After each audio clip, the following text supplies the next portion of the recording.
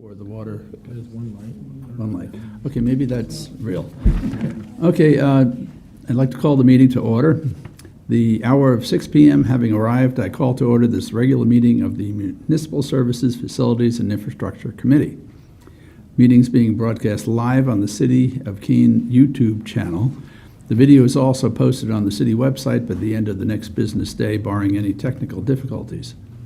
Copies of the printed agenda are available in the wall pockets just as you enter the room. The public and other city councilors will be recognized to ask questions and make comments on the agenda item under discussion. After being recognized, all remarks are to be made through the chair. I will not recognize an individual a second time until everyone has had a chance to speak. Anyone who wishes to address the committee is asked to go to one of the microphones in the room. Identify yourself by name and address prior to speaking. Written comments from the public are accepted at the clerk's office until Tuesday, 1 p.m. I note that we have a quorum, and I call to order this regular meeting of the MSFI so-called committee. And we are not Zooming, so I don't have to read anything else. But the minute taker is participating remotely this evening. Committee members and public, please be sure to turn on your microphone when speaking. If the minute taker is unable to hear, they will ask that you speak louder or turn your microphone on. First item on the agenda, this is a continued discussion regarding the potential city resuming maintenance of Blaine Street, a private way.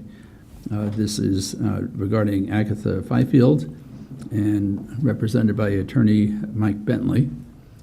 So, would one of you like to address us, please? Mr. Chairman, I'm Michael Bentley. I represent Aggie Fifield. At their last meeting, Tom mentioned to you this issue about what happened in 1968, and that in order for the city to consider the road having been laid out as a public highway by 20 years of public use prior to or up to 1968, we've looked around. We couldn't find anybody yet who could come in and testify to that, mainly because that person would have to be about 100 years old, because the house was built in 45, and somebody say they were 10 years old at the time, and they might be able to remember from 10 going forward. That still gets you to about 100. I can tell you we've checked with John DiBernardo, because we thought he'd be a historical person in that section of the city. He couldn't help us at all. Checked with Tim Carboni, and he was also unable to shed any light on the subject matter. Our position is, frankly, not that we have to prove that it's a public highway. It's our position that by the city's maintenance of the road for as long as it's maintained it, that the city has, by its actions, has impliedly accepted the road as a public highway. I don't think there's any question but that, the city doesn't dispute the fact that it's maintained the road up until the last couple of years. Whether or not we can find out anything in the bowels of the Public Works Department about any actual records going back that far, I don't know. But certainly for the last 15, 20 years, there's simply no question. But the city's been down there, and frankly, had Aggie not called about the trees being in the road, we wouldn't be here tonight, because the issue would not have been brought to anybody's attention, and the city would have continued to do what it had been doing up until that time. So to a certain extent, Aggie, as a property owner, having seen what the city had done maintaining the road while she was there, she called the city for assistance when the trees came down during a winter snowstorm, and this is what she got for her trouble. So we think that the record is clear that the city undertook or had been undertaking the maintenance of the road both summer and winter for a very long period of time, and by that action it should be obligated to continue doing that. Thank you. Committee questions for the attorney? Okay. Attorney Mullins, anything to add? Yes, I think what, thank you. Microphone. Thank you. Anyway, I did speak with Attorney Bentley before we sat, just to give him a little bit of a heads up about where I was going to be coming from with respect to talking to the committee and perhaps later to the council. This is unfortunately one of those times in the position that I hold that is unfortunate. It's just unfortunate to have to come and say what I'm about to say with an individual who I think clearly believed when she purchased the property that this was on a public way. Whatever happened with respect to the transfer of the property at the time, I wasn't a party to it, but I suspect that it was not entirely made clear. And I understand why that's the case. There is no dispute, as far as we can tell, that the city did plow the road on a regular basis in the wintertime. It's less clear how much maintenance was done on the road during this period of time. We've done a fair amount of digging. We can't find real specific records at this point with respect to any maintenance. But from my perspective, quite frankly, neither of those two things matter. What really matters, back to the 1800s, 1840s, when this started becoming an issue around the state, is whether or not the purported road was used generally by the public, and that the public expected to be able to use the road, and that because of that public expectation, there was maintenance performed on whatever the road was during that period of time. It's the theme throughout all of the cases that there has to be some sort of public activity with respect to it. There are two questions that arise in this particular instance. Attorney Bentley touched on one of them, and that is the question of implied acceptance. As you recall from the last time we talked about it, there are essentially four ways to create a public way. Two of them are at issue in this particular matter, and a dedication and acceptance is one way. It's when property owner comes either through the planning process or directly to the town, dedicates this particular area for a road use for the public, and the town the city affirmatively accepts that. That's one way to do it. The other way to do it is by prescription. That was what was referenced about 20 years before 1968. Prior to 1968, a public way could be laid out because the public just kept using it, and the property owner never objected. In 1968, the legislature said that you can't do that anymore. So those are the two questions that are at issue now. And the case law, there are two principal cases outstanding with respect to these. One from 2007, that deals with the implied acceptance of a road based upon maintenance or snow plowing. But that case says the same thing as another case I will talk to you about, that's not enough, that the public has to have been using the road, not just the title holder to the property, not just their invitees. And I'll remind you that this Blaine entity basically only serves this house, even though it's would be a long driveway. It only serves that house. It doesn't connect to any of the other roads in the city outside of the one you can get to it on, and it's not used for basically any other purpose, right? So it's basically just a driveway. It doesn't have any public activity as far as we can tell, and unfortunately Michael has not been able to present any evidence to the committee with respect to that. The other thing that's very clear is in the case law, as I just said, plowing is not enough. If plowing were enough to create a public way, quite frankly, every driveway in the town of Temple would be a public way at this point. For many years, the town of Temple, through their highway department, as a benefit to the town residents, plowed the driveways. Actually thought about moving to Temple just to have that happen. But, and finally that had to end because the underlying problem is you cannot use taxpayer money for a private purpose. And that's essentially what would be asked in this kind of context. The highway by prescription is the same thing because there's no evidence of public use. We did try to look at some other options that may be available in this particular instance. There were two other statutory possibilities with respect to it. One is called winter road maintenance. It's under 231, RSA 231:24. winter road maintenance, where the town can, or the city can assume just the snow plowing aspects of it for winter road maintenance. But again, it has the same requirement that it has to be for the public generally, and not just to serve a private property owner. The other possibility was emergency lanes, RSA 231:59-A. Emergency lanes would have been a better option because unlike winter road maintenance, which places lots of liability on the community if you adopt it, the emergency lane statute specifically excludes any liability on the behalf of the town or the city. But again, what the statute requires is that, and I'll read it to you, the public need for keeping such lane passable by emergency vehicles is supported by an identified public welfare or safety interest which surpasses or differs from any private benefits to landowners abutting the lane. There are no other landowners. There's only one landowner with respect to this property. This statute wouldn't apply in that context. So I did want the committee to know that, we didn't just sort of summarily look at this and say, no. Are there any other possibilities?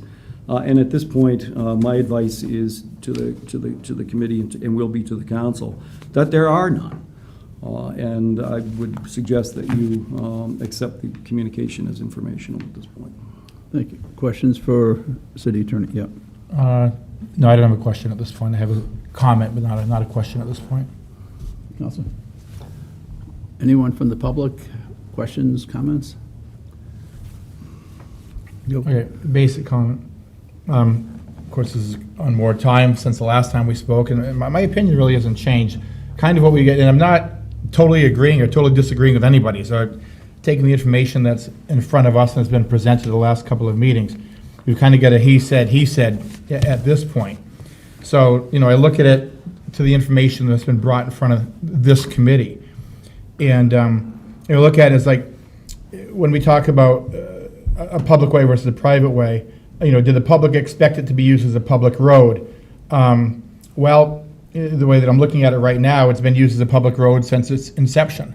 So, did people back then, since nobody's alive at this point, was it meant to be a public way or a private way? Well, it appears it's always been a public way.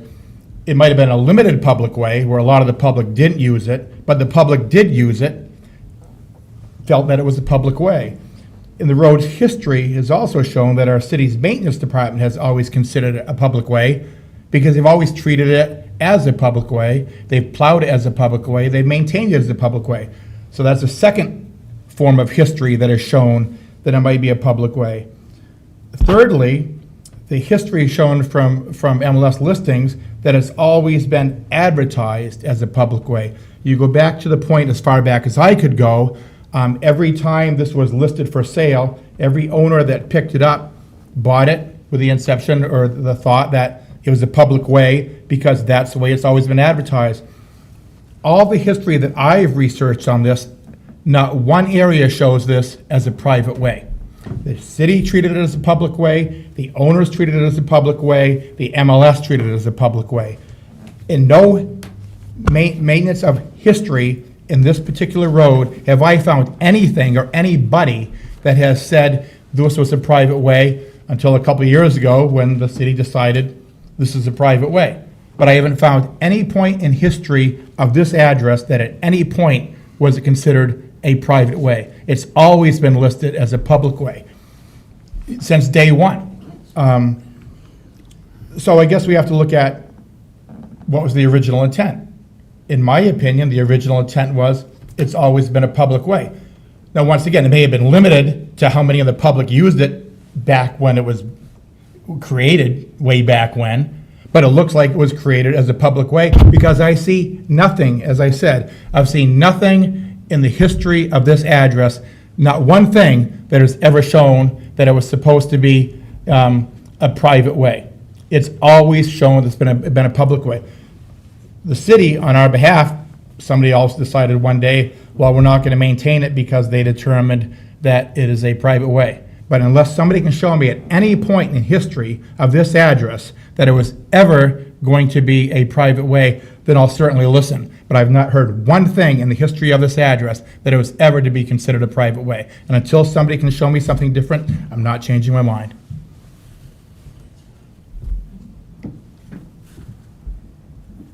Council Will, nope. Roberts? Okay, I made a field trip, went out to look at it. And I have to say, as I was driving on this, call it as you will, I felt like I was going up your driveway, quite truthfully. I'm concerned that this sets a precedence for otherwise in the city. That's one thing. I'm concerned that it potentially implies more than just plowing, but also maintenance. And does that maintenance also include paving, perhaps? I don't know. I don't know where it ends, and I'm concerned about that. It definitely serves one residence. There's no question about that. But as I was driving up, I'm thinking, all right, I'll keep an open mind. Where does it end?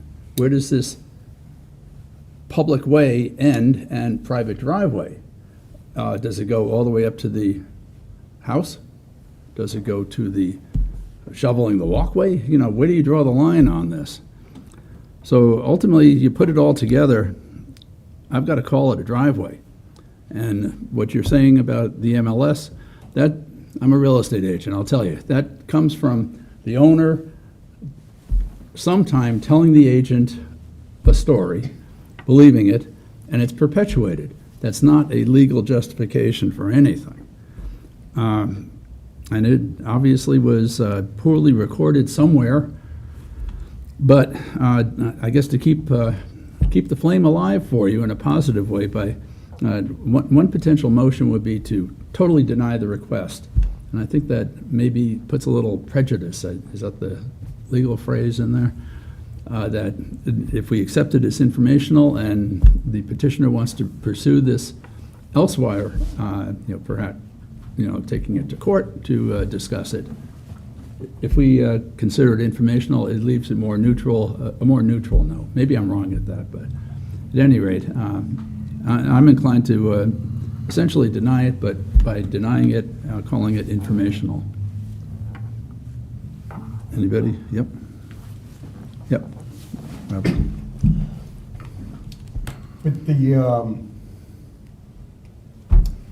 to me, it comes down to plain and simple, what is the law? I think the attorney last time around had talked about a couple of Supreme Court cases in this matter, and it was plain and simple. To agree to it meant that we would have to violate state law. My perspective on it is, in the absence of some other authority telling you what to do, that would be the case. Because from my perspective, again, the case law is clear on it. Part of the problem with respect to this whole issue as well is there are cross easements over this property. Your question, Councillor Greenwald, is a good one. The property ownership isn't all the way down, as far as I understand, to the house. That the property owners, various property owners out there, have cross easements over this. So we would essentially be taking property interests with respect to this. So I would be very reluctant to have any action by the council other than through some other authority, Superior Court or otherwise. With respect to your question, Councilor Greenwald, accepting it as informational does not prejudice Attorney Bentley and his client with respect to whatever other steps they wish to try and take with respect to the problem. Okay. Anyone else on the committee? Anyone, Bob? No. Is that a yes or no? Well, just to say that I also went to see it, and I concur with your view that it sure seems like a driveway. There's a process that when the city accepts a road that needs to happen, and that process has never happened. That's just the bottom line. I would, be open to possibly accepting it in the future, but that requires things like, the road being brought up to city standards before we accept it. I'd also be, reluctant to accept, just a street that has, one unit on it. If there were more units down there, or, if somebody wanted to build down there, maybe we could bring it into the city system. But as it is, I don't think that's a good idea for the city. Okay, thank you. Anyone? One follow-up. Once again, I'm in disagreement with clearly the majority of the committee.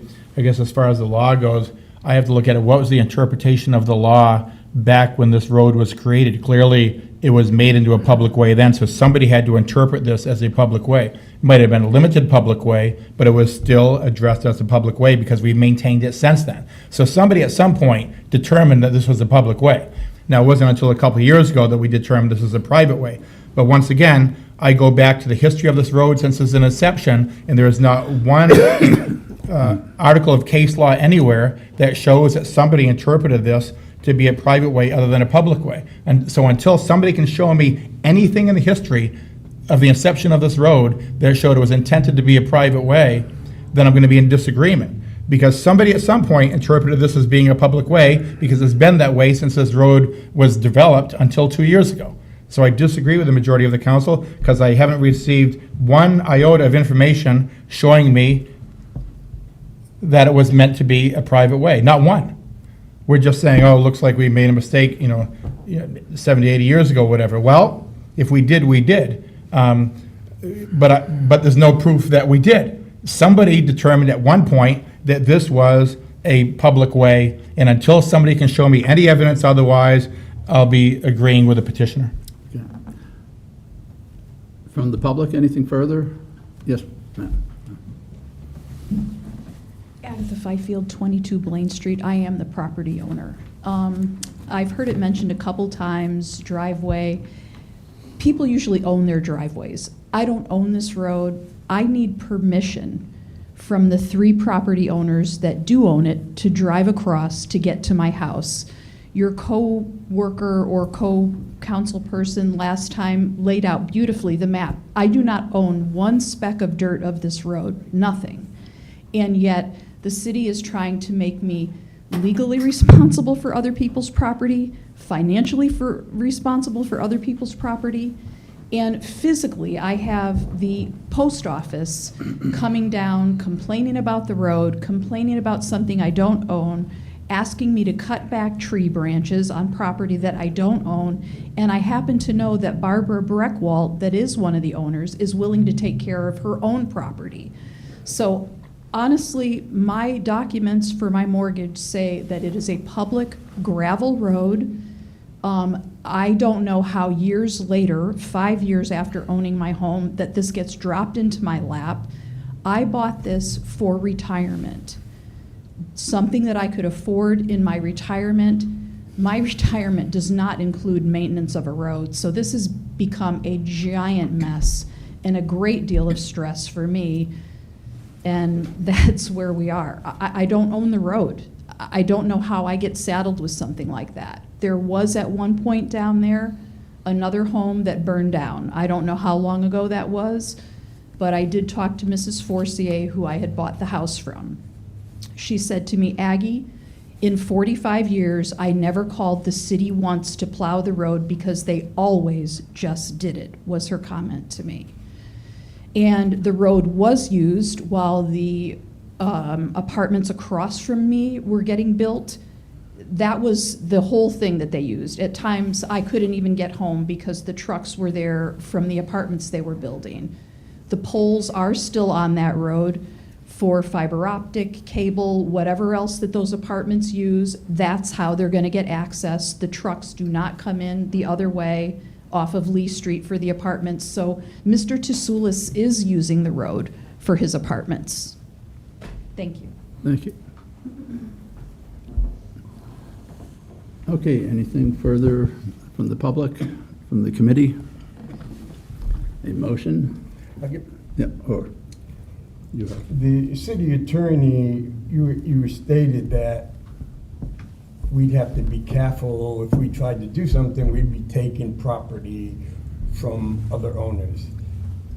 the owner right here stated that she did not own any of that property, and then she had to get a right-of-way from the other three property owners just to get to her property.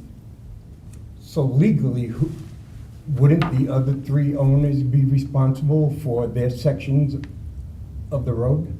I know it gets kind of complicated. Yeah, I want to be careful about that. I'm not going to give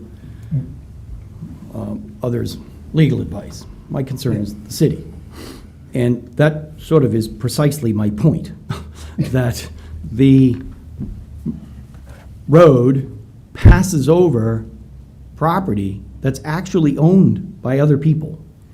And because there's no evidence, and I think this is the point to Councilor Filio's, I think, question. There has to be, and this is why one of the reasons it was placed on more time, there has to be evidence presented to the council and to the court, ultimately, if it goes there, that the public generally had the right to use the road. And that doesn't mean just, going to the house, or it doesn't mean that the mailman or any of these other individuals. It has to be part of the connection of roads within the community, for lack of a better way to put it. Quite frankly, even if there was a petition for layout, I'd have to be telling the council that it doesn't meet the occasion standards. In order to lay out a road, there has to be an occasion to lay out the road. And that's a term of art, and it means just that there has to be a greater public benefit, transportation of school children, transportation network generally, emergency use, numbers of houses on the road, and that sort of thing. From my perspective, it doesn't even fit that requirement at this point. So that's the concern that I have, is that whatever is out there passes over other properties. And that's clear from the deeds. The last time we were here, Public Works Director went through this in a great amount of detail, was shown. There are references in the deeds to the various properties, to Blaine Street, so-called, that sort of thing, that there were easements granted back and forth over this. So, that's part of the problem from my perspective, is there just isn't any evidence, with all due respect to Councilor Filio, to establish that there was any public road out there. Because if there was, then the takings issue wouldn't be as much of an issue for me at this point. But that issue is clearly in play right now. Okay. Just one more comment. And this convinces me more than ever that we should find in favor of the petitioner, because we've argued here, and I've heard the arguments before, well, we've driven it, this looks like a private driveway. We just found out it is not a private driveway. And that's probably why the city's been maintaining it for so many years, because it is not a private drive. Other property owners were involved with this particular layout. So my opinion is more strengthened than ever that this was never intended to be a private drive. It was always a public drive. But somewhere over the last 100 years, something got messed up. So, like I said, part of the argument was, no, this is a private driveway. It is not. It is absolutely not a private driveway. At some point, somebody determined this is a public way, and somewhere between then and now, we changed our mind. So I disagree with the majority of the committee. I'm going to assume that there's no survey, pretty obviously. I can't represent to you that I've seen a survey of any of the property out there. That doesn't mean that there isn't one somewhere of any of the properties. I suspect there I'm may be. going to make a 'cause rash assumption that if there was, we would have seen it. Because that would justify whether it's a driveway or not. Well, but what we have in the title record, there is some ambiguity in the title record, but what we do have in the title record indicates that when they were preparing these deeds, whoever were preparing the deeds did not always think that it was a public way, because they didn't refer to it as a street or a public way or a city road, that sort of thing. That would all become part of the court to consider, but Okay. we haven't seen it. I haven't seen it. Okay. Anything further, public, committee? Motion? Move to accept the discussion regarding the maintenance of Blaine Street private way as informational. Is there a second? I'll second it. So motion by Counsel Williams, second by Counsel Roberts. Anything further, committee? Public? All in favor? Opposed? That's 3-1. Thank you. Next item on the agenda is continued discussion regarding city parks as drug-free and smoke-free zones. Yes, sir. Yes, I have the ball on this one currently as well. When we were here last time, we discussed that we would be coming to talk, I think generally about Chapter 58, and specifically the question with respect to tobacco use in the parks and drugs in the parks. With respect to the overall question of Chapter 58, we had, meaning myself, Court, the Assistant City Attorney, and Parks and Rec Director. The Assistant City Attorney in the Parks and... Well, jeez. Can we have voice activated one? Just leave it on. Yeah, that's fine, that's a good idea. So anyway, we had a fairly extensive meeting a week or so ago with respect to the work that Andy and Amanda have been doing on Chapter 58. And they have done some great work with respect to Chapter 58, but it was clear after we all sat down together that the chapter is not ready for prime time yet for us to submit a draft ordinance on it. One of the things that we discovered, unfortunately, is Chapter 58, like some of the other portions of city code, became sort of a, lack of a better way to put it, sort of dumping ground for things that nobody knew where else to put. So it doesn't deal just with parks. It deals with other city properties, woodlands, wetlands, that kind of thing. We're needing to separate all of that out in order to make this chapter more coherent and cohesive. So that's a work in progress. We're hoping to, do that fairly quickly. But it will require us to revamp the chapter to deal with those other properties. We are designating specific parks within, with respect to those, and there will be a list of those included in the proposed ordinance. We are also going to be preparing a GIS map for the public, so it's clear when Andy adopts rules that regulate activities in the parks, just what those boundaries are at this point. With respect to tobacco use, we will be presenting in the ordinance the prohibition on the use of tobacco in the city park, tobacco products. There is a definition already in city code with respect to tobacco products, and we will be using that. It includes vaping, it includes chew, and that sort of thing. Unless the city council decides otherwise, at least at this point, there is no proposal for a designated smoking area. And he thinks that that would be problematic and difficult to enforce. But you will see that when it comes. So that is going to be included in the ordinance. 5-8 years ago, I would have had a little bit more concern with respect to regulation of tobacco products. But I think generally in the public bar, attorney bar, there's a general understanding now that we can do that. Just given the idea of tobacco use, city property, city land, that kind of thing. So we're going to put it in there. With respect to the drug use, that is much more problematic, as I think I alerted you all to last time, at least initially. There are two specific places in state law where drug-free zones can be established. You're all familiar with one of them, schools. There's a specific statute in place, statutory authority for schools to enact drug-free zones and specific requirements associated with that, enhanced penalties associated with that, etc. The other place that caught my attention, that it appears, is in the general authority of the city council to adopt bylaws and ordinances. That is specifically RSA 4717 Roman 7.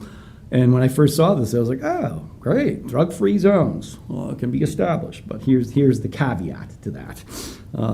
Drug-free zones, the city has the authority to establish as a drug-free zone any area inclusive of public housing authority property and within 1,000 feet of such public housing authority property.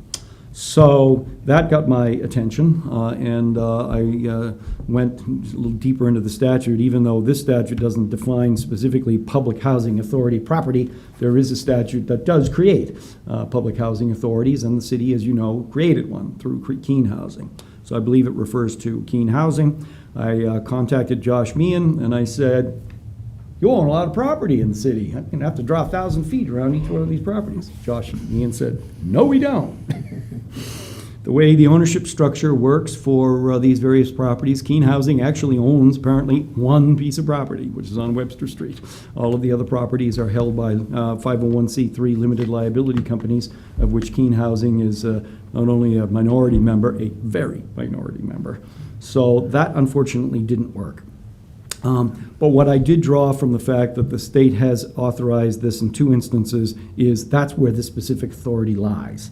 And that we, as a city, as any municipality, we don't have the authority to create drug-free zones with enhanced penalties anywhere else in the city, unfortunately.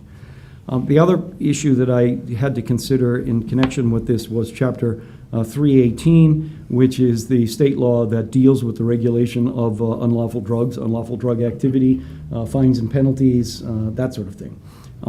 To the extent that I think that if the city tried to adopt a drug-free zone, it would fall afoul of what's called the preemption requirement, that the state has probably occupied that whole field at this point to the exclusion of any regulation from any of its political subdivisions, because there's a very comprehensive statute at this point. So all of that being said, my opinion is I don't think that you can do it. At a minimum, you might be able to put a, sign at the property that, says, please don't use unlawful drugs or something within the confines of the park. But you would not be able to impose any sort of penalties, enhanced penalties, criminal penalties, or anything like that, unfortunately. That's sort of the take. Can I try spinning this a little differently? Sure. Something that you pointed out. Drug use is illegal, Yes. whether we put up a sign or we don't. Right. So if we acknowledge that the enhanced penalties are off the table, Yes. putting up a sign, use or sale of illegal drugs is not permitted, or however we want to phrase it, that is just restating the obvious. I don't see anything wrong with saying that. I'm not going to tell you that I think you can say that if you wanted to put up a sign that says that. Something along the lines that basically said the use of unlawful drugs within this area is a violation of RSA 318. Yeah, and Okay. you're just saying what's true. Correct. And I guess maybe I'm of the opinion that most people do the right thing. And most people, when they see a sign that says, they don't do it. And to think that the police are going to run around busting people for smoking cigarettes in a park, I think is a fantasy, when the police can't even bust real drug dealers when it's obvious, in the private sector. But putting up a sign, at least, I think sends the right message.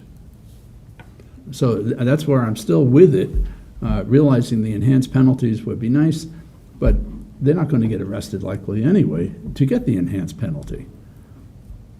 So that's how I'm still staying with this, where I had some doubts over the past several weeks about the certainty of lack of enforcement to begin with, and also the restriction of personal rights does hit me at times. I think back to years ago when you were around, when Councilor DiBernardo stood up when we were talking about smoking in restaurants, and he said, "What's next? French fries, large caffeinated sodas. At what point does government step out of people's lives?" Nonetheless, I think it's important to make a statement regarding drugs and cigarettes in the parks where there are children, and whether it's going to be enforced by the police or not. I think it's an important thing to move forward with. That's certainly up to the Committee and the council. One of the things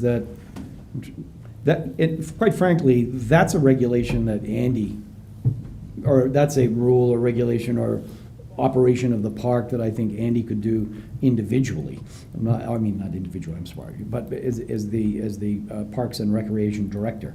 Have to think about whether or not that needs to even be in the ordinance. But, it could be a request to the parks and through the city manager for the Parks and Recreation Department to develop signage for that purpose. Okay.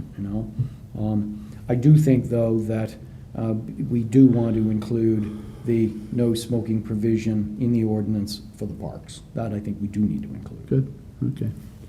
Yep, So as far as the RSA 4717, Right. it would basically be, we'd have to, for all intents and purposes, if we want to change on that, we'd have to request somebody at the state legislature introduce a bill and get it passed. Yes, Okay, exactly. that'll be my intent. Yeah, that's exactly right, I might have a connection here down the road. that you would want to do that. Counselor Roberts, were you wanting to say something, or just moving your hand? I'll just move my hand. Okay. Member of the public?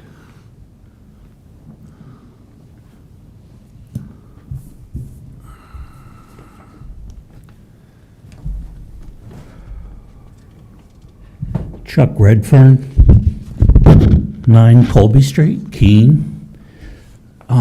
First of all, I want to thank Tom for the effort he put in, the city attorney, on this. I really appreciate the research he did in following the statutes, which can sometimes follow a rabbit trail.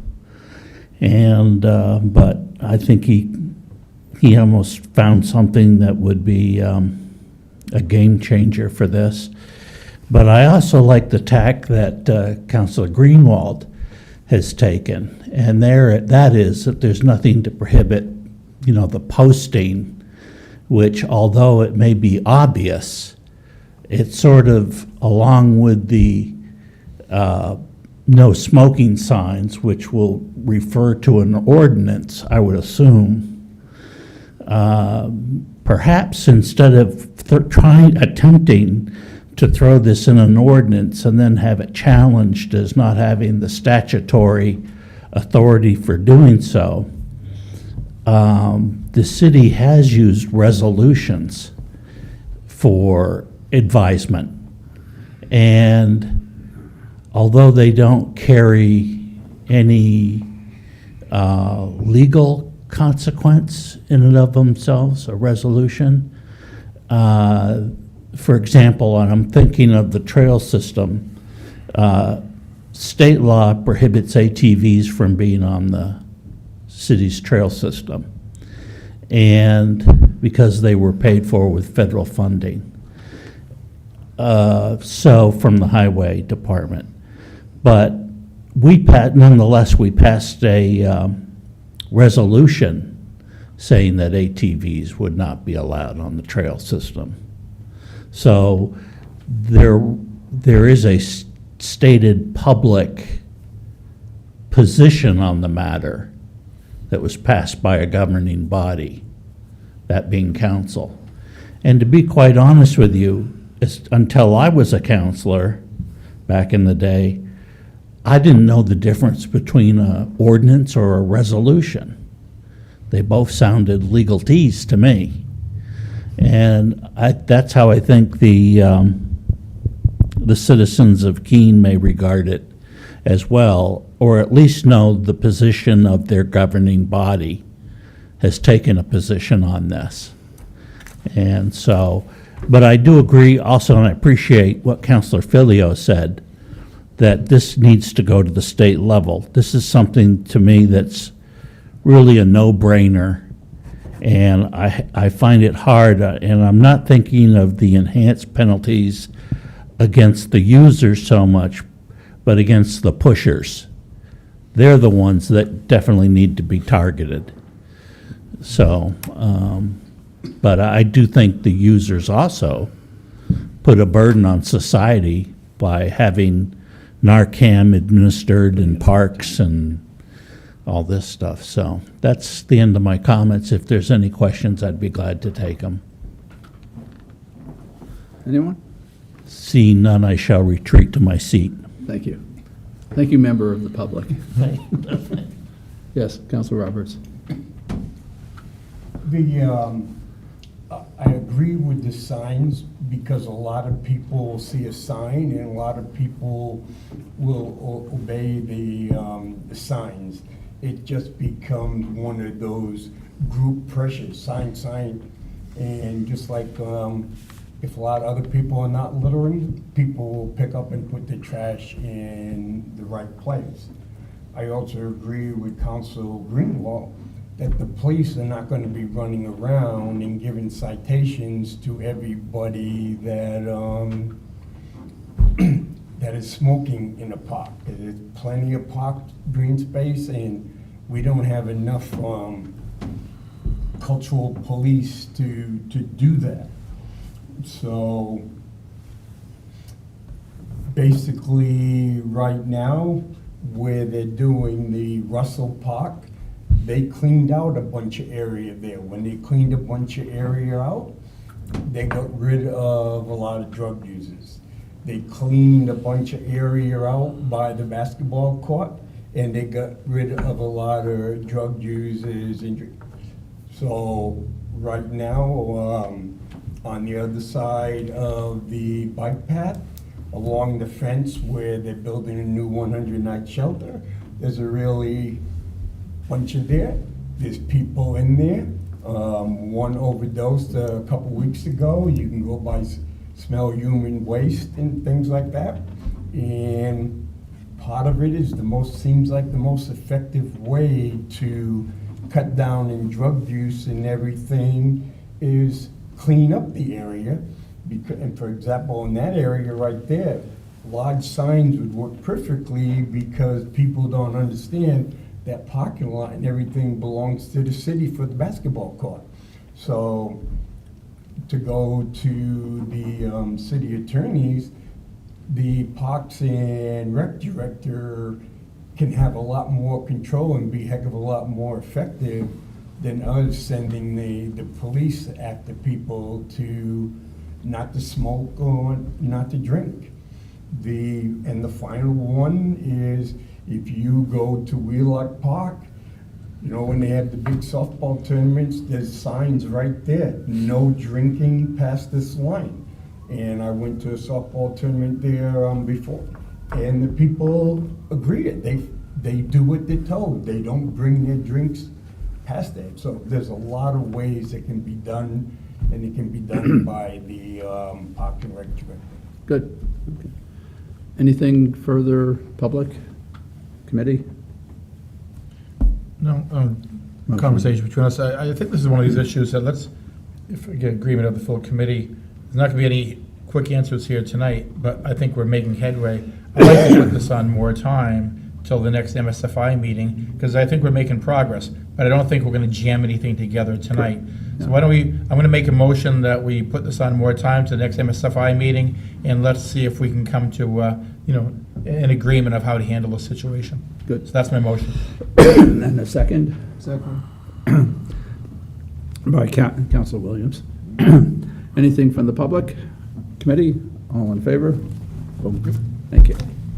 I just wanted to make sure that everyone's aware that I don't think you need to do anything specific in order for us to go back to the Parks and Rec director and say, hey, let's do some signage. If Correct. that's the will of the council, then that's something we can just take and run with. Yep, that's good. Separate motion on Chapter 58 discussion? That would same, it would be a motion to, just, More time? right, exactly, thank you. Councilor Roberts, your turn. Regarding item 3. Move to place potential amendments to chapter 58 on more time. Second. Motion's made and seconded. Anything public, committee? Seeing none, all in favor? Unanimous. Okay. I thank you all for coming. I thank the staff for attending, and I thank the viewers at home, whoever they may be. And we are adjourned. Recognizing that Holly is also a member of the public who happens to be sitting out here.